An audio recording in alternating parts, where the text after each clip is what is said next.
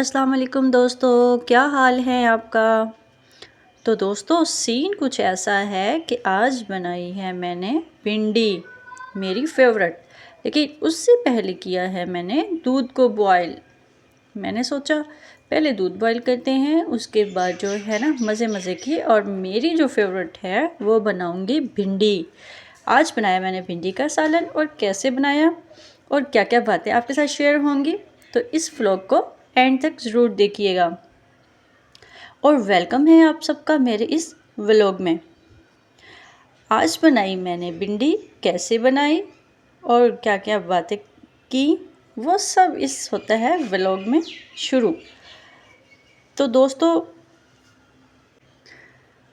खुश रहा करें, जहाँ रहें खुश रहें, आबाद रहें, खुशियाँ बांटते रहें। तो यहाँ लिए हैं मैंने 3 मिर्चें। कलर तो आपको नज़र आ ही रहा होगा कैसा कलर है।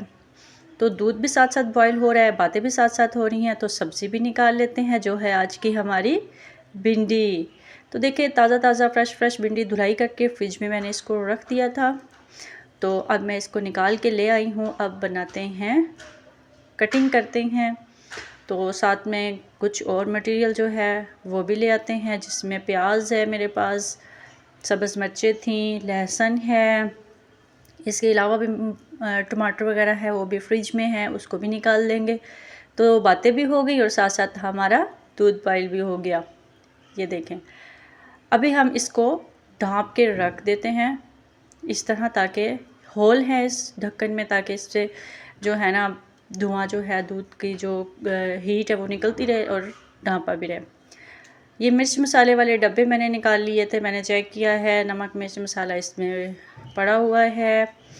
और काम के दौरान मुझे लगी प्यास, मैंने पिया ठंडा ठंडा सा जामे शीरी, बड़ा मज़े का। तो काम के साथ साथ गर्मी इतनी ज़्यादा है, प्यास तो लगती है, तो प्यास के लिए कुछ ना कुछ तो करना पड़ता है ना दोस्तों।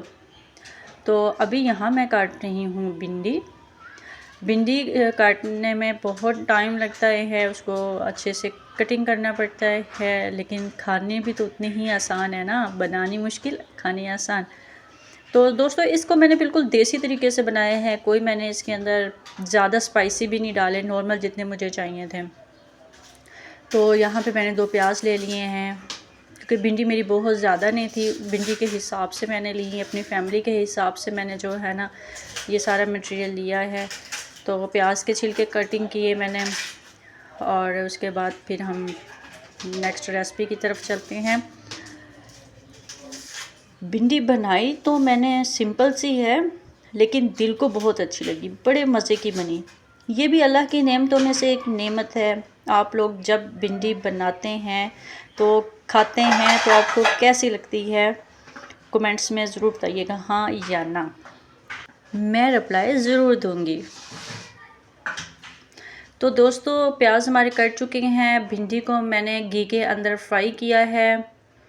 तो इसके अंदर मैंने 1 कप से थोड़ा सा ज़्यादा जो है ऑयल डाला है, क्योंकि भिंडी को फ्राई करने के लिए इसके अंदर जो है ना ऑयल ज़्यादा होता है, बहुत ज़्यादा भी नहीं, लेकिन इतना कि भिंडी अच्छे से जो है ना वो फ्राई हो जाए। तो ये साथ साथ मेरा बेटा लगा हुआ है, काम में मसरूफ़ है, वो भी स्कूल से आए हैं। तो दोपहर का टाइम है, ये मेरा दोपहर का खाना बन रहा है।